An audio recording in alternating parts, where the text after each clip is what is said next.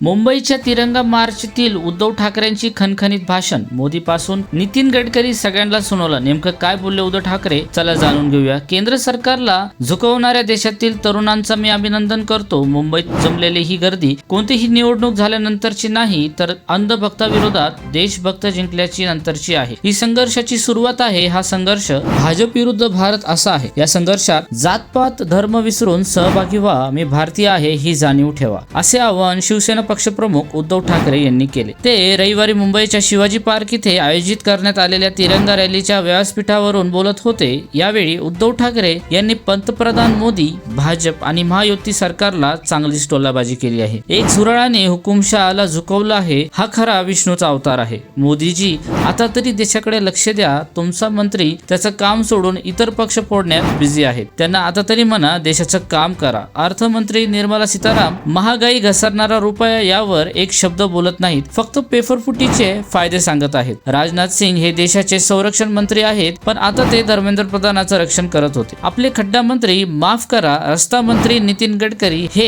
इथेनॉलवर बोलत आहेत, असे उद्धव ठाकरे यांनी म्हटले. मला मोदींना सांगायचं आहे की तुम्हाला तुमच्या मंत्रिमंडळातून काढताना किती यातना झाल्या, त्यापेक्षा जास्त ह्या नीट पेपरफुटीनंतर आत्महत्या केलेल्या मुलांच्या कुटुंबियांना झाल्या असतील. निवडणुकांना आणखी 2-2.5 वर्ष शिल्लक आहेत, पण निवडणुका गेल्या खड्ड्यात. मोदींना मत चोरता येतील, पण माणसं चोरता येणार नाही. ही ठेणगी आता विजता कामा नये. आपल्या सगळ्याचं ही ठेणगी विजू द्यायचं नाही, असं काम आहे. देशातील तरुणांनी इतिहासातील सुवर्णपान लिहिलं आहे. आता आलेली ही जाग जाऊ देऊ नका. सत्ताधाऱ्यांची मस्ती सहन करू नका, असे उद्धव ठाकरे यांनी सांगितले. तुम्ही जे आंदोलन देशभरात पेटवले आणि त्याला जे यश आलं, त्याचा आनंद साजरा करण्यासाठी आपण आता इथे जमलेलो आहोत. या देशातील जेनजी सरकारच्या झिंग्या कशा उपटते हे आंदोलनातून कळेल, असे राज ठाकरे यांनी म्हटले. यावेळी राज ठाकरे यांनी नीट पेपरफुटीनंतर आत्महत्या केलेल्या 21 तरुणांची नावे वाचून दाखवत त्यांच्या आत्महत्याचे शांतीसाठी मौन बाळगण्याचं आवाहन केलं. तर तुम्हाला काय वाटतं या बातमीविषयी कमेंट सेक्शन मध्ये नक्की सांगा. आपल्या चॅनलला आता सबस्क्राईब करा.